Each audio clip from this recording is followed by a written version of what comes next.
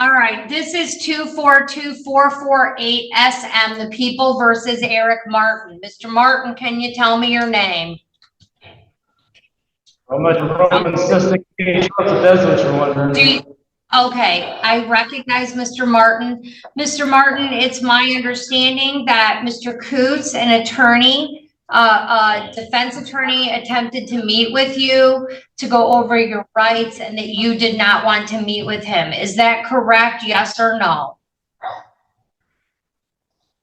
Well, at first I did, and then I kind of changed my mind. I'm still in the sense of not giving you guys the fraudulent presumption that you got jurisdiction over me when you don't. That's why. This is where it all unravels. Mr. Martin's arguing he's the victim of a false allegation, yet the court's bound by his prior bond order.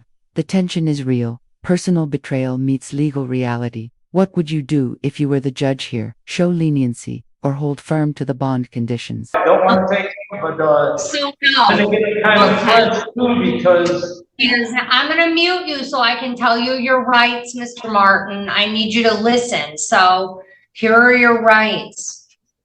You've been brought to court on an allegation of a bond violation. Specifically, you currently have a domestic violence case pending at this court in front of Judge Slavin. And on that case, the complainant is Kirk Martin. There was a no contact provision. And that was one of the conditions of bond. And there is an allegation that on December 14th, so just this weekend, that someone called from the residence of Kirk Martin and indicated you were in the home. And the officers alleged that you were, that they checked and that you had bond conditions out of this court saying you weren't to be near him. And that you were taken into custody for violating your bond conditions of no contact with Kirk Martin. These are allegations at this time, but they're serious allegations in violation and no contact provision. So do you want me to enter a plea or do you just want to ramble about jurisdiction? I'm going to ask you to unmute so you can answer my question. Officer Ziegler, I'm sorry, can you unmute?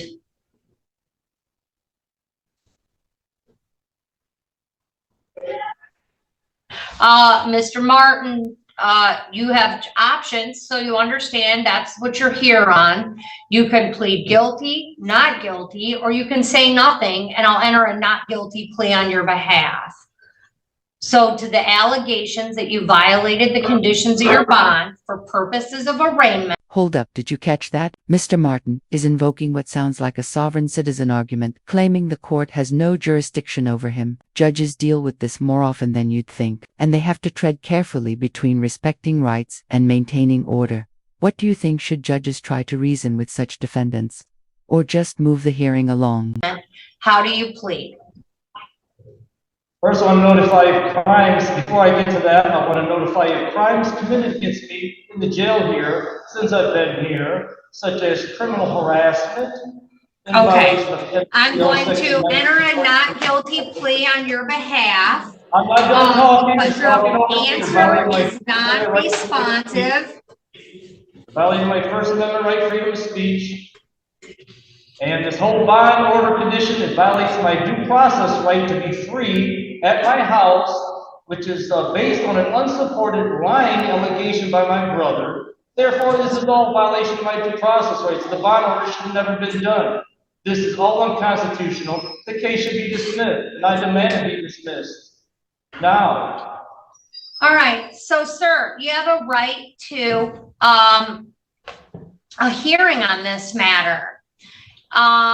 You have a right to receive written notice of the violation. You have a right to plead guilty, not guilty, or stand mute. I've entered a not guilty plea on your behalf since your response was non-responsive.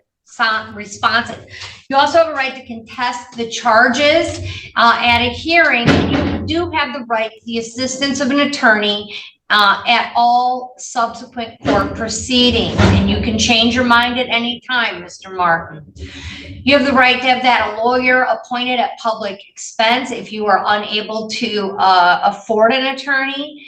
And it's always possible that if the court determines you were able to pay, that you would be required to contribute to that cost. If you continue to proceed without an attorney, you would give up your right to a lawyer's assistance.